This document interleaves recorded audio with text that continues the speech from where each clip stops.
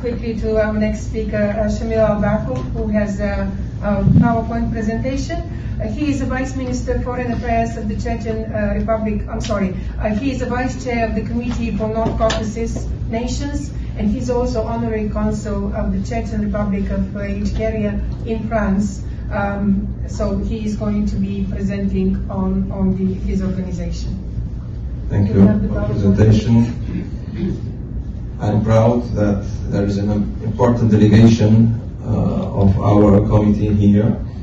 I said myself, Iyad Yuar, Cherkashin in USA, and our chairman, Captain Adel Bashkawi, who is also Cherkashin and vice chairman of our committee, and many guests here representing the Cherkashin diaspora in USA and the Chechen diaspora.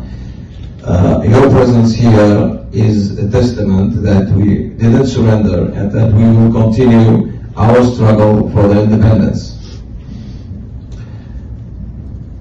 I will limit my speech explaining 7 points of our strategy. So the first point is the necessity to support Ukraine. The government of the Chechen Republic of Ichkeria, led by Ahmed Zakayev, and our committee started from the first day of the Russian aggression to support Ukraine in all the spheres, defense, politically, in the media, by every means that we have. So we are appealing here to the Congress of USA to continue to support the Ukraine because it's rightly necessary to continue to help the Ukrainian resist the Russian aggression. It is needed for Ukraine, for the North Caucasus, and for all the civilized world. The second point is the defense of the North Caucasus. It consists in the creation of the North Caucasian Army in Ukraine. While Russia is becoming more uncontrollable, genocides and wars against the population of the North Caucasus are possible again. Persecutions and murdering of hundreds of activists are going on in North Caucasus now. In Ukraine, the Prime Minister of the Chechen Republic of Ichkeria, Ahmed Zakayev, managed to form the army of the Chechen Republic of Ichkeria, and we must do all we can to obtain necessary support to advance that process. This army has double function: helping Ukrainians to resist Russian aggression and prepare to the liberation of the North Caucasian territories. Every day, the Chechen army becomes a real modern army, legal, internationally recognized, trained, respecting all the conventions, respecting the Convention of Geneva, coordinating its actions with the Ukrainian army and all our political partners. And when the time comes, that army, those combatants, will be ready to protect the population of the North Caucasus from Russian aggression and will assure stability and peace in the region. The third point is the necessity of creation of an international media platform for information for all the North Caucasus nations. News, discussions, analysis, culture, broadcasts about the different languages of the North Caucasus and other content is necessary. The Russian opposition has many effective media platforms, while we have very little media. They don't accept our struggle for freedom. They just want us to stay in the Russia in the Russia of their dreams. They don't accept our struggle for independence. But we don't want the false Russian Federation and its FSB methods, neither the so-called new beautiful Russia of their dreams. So we have two propaganda sources working against us: the Russian state propaganda and the propaganda of the Russian opposition.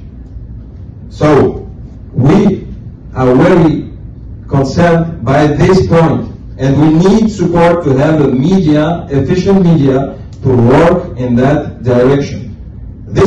We are more than able to establish independent states and form in the future a confederation of North Caucasian nations like the European Union. That is the mission of our generation now and of the generation of our children.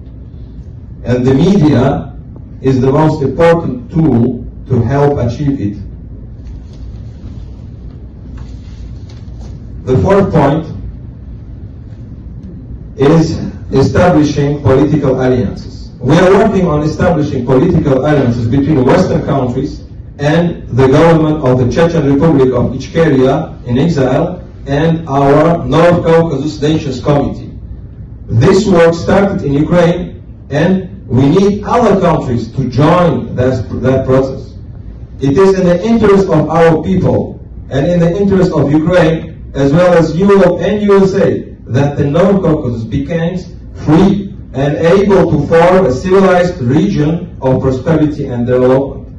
Built on the principles of democracy, it will open many possibilities for the world economy, investments, resources, transport facilities, trade, military alliances. The fifth point of our strategy,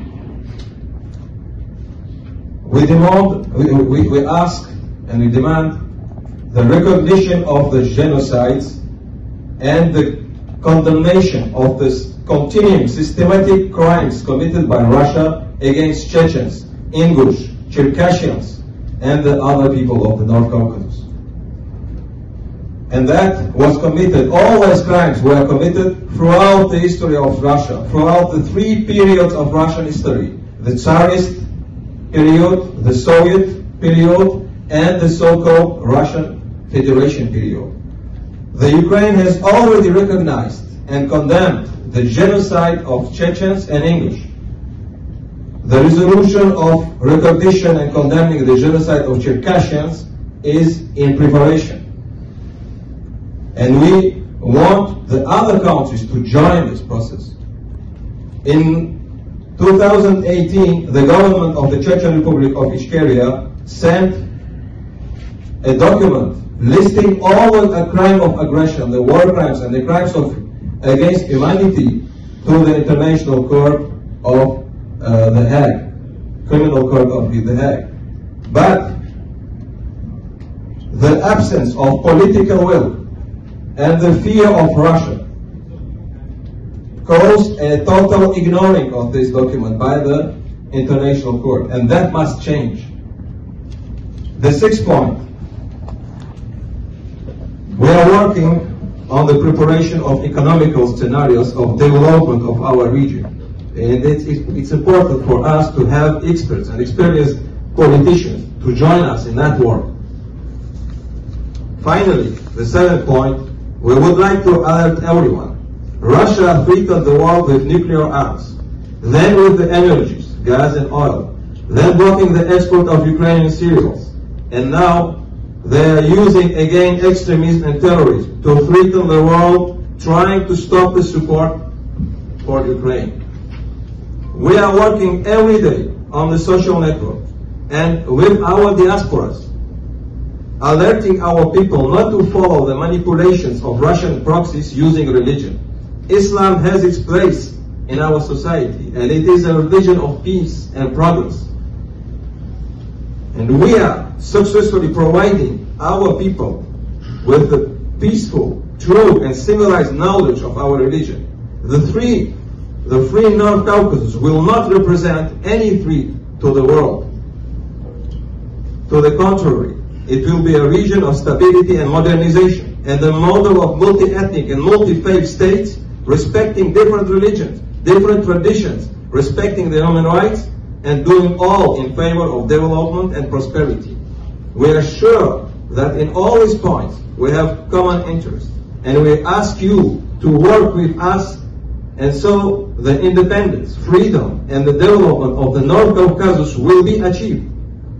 Many thanks to the organizers of this conference, to the Jamestown Foundation and the Forum of Post-Russia, of the Free People of Post-Russia, for the possibility to address directly here in USA, in Washington, D.C., all our partners and friends, and to present our struggle for the independence to the American society. Thank you very much. Thank you very much.